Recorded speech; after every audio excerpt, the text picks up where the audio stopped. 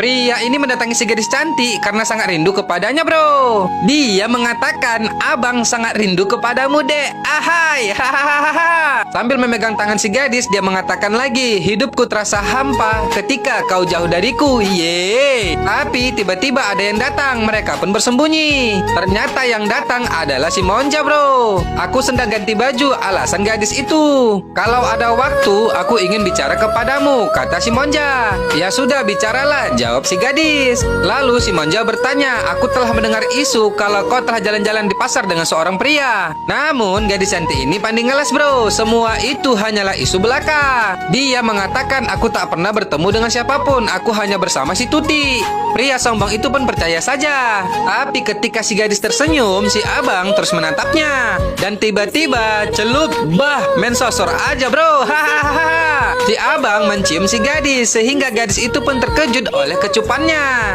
Dan saat itu juga si Monja pergi dari sana, bro. Melihatnya yang pergi, si gadis buru-buru berlari. Secepat mungkin dia mendekati pintu lalu menguncinya. Kemudian dia mengatakan, kenapa kau menciumku? Kenapa kau mengambil kesempatan dalam kesempitan? Aku mengambil kesempatan, kau yang menyuruhku, jawab si abang. Matamu yang telah menyuruhku untuk menciummu. Gadis itu pun heran, kapan aku menyuruhmu? Mendengarkannya, si abang tampan pun jadi bingung, bro. Benar, aku bingung melihat tatapanmu, tapi bibirmu mengatakan sesuatu yang lain.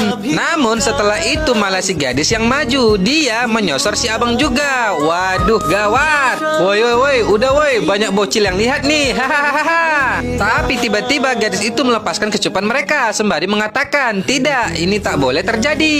Si abang pun heran dan bertanya, emang kenapa, Cani? Lalu dengan tampak ragu-ragu secara perlahan, gadis itu mengatakan, aku telah dijodohkan kepada Monja. Si abang pun terkejut, bagaimana bisa? Tanyanya, bro. Kemudian gadis cantik ini menceritakan, ketika dia lahir, ibunya telah tiada. Semua orang menganggapku sebagai pembawa sial. Mereka pergi sambil ketakutan melihatku. Tapi tak berapa lama, ada pendeta yang mengatakan, bayi ini adalah berkahnya Ibu Sindu. Dia gadis pilihan Mohenjo-daro. Bayi ini akan membawa kedamaian dan menjaga Mohenjo-daro, ujar pendeta itu, bro. Namun perkataan sang pendeta terdengar oleh si Maham yang jahat. Dan saat itu juga dia menjodohkan aku dengan anaknya, kata gadis ini, bro. Mendengarkan cerita gadis itu, si abang pun tersenyum. Lalu dia mendekati si gadis sembari mengatakan, semua keputusan apapun tak ada yang tak akan berubah. Semuanya pasti bisa berubah. Mendengarnya, gadis itu pun tersenyum juga, bro. Setelah itu si abang pun pergi keluar, tapi tanpa sengaja dia menabrak si Maham.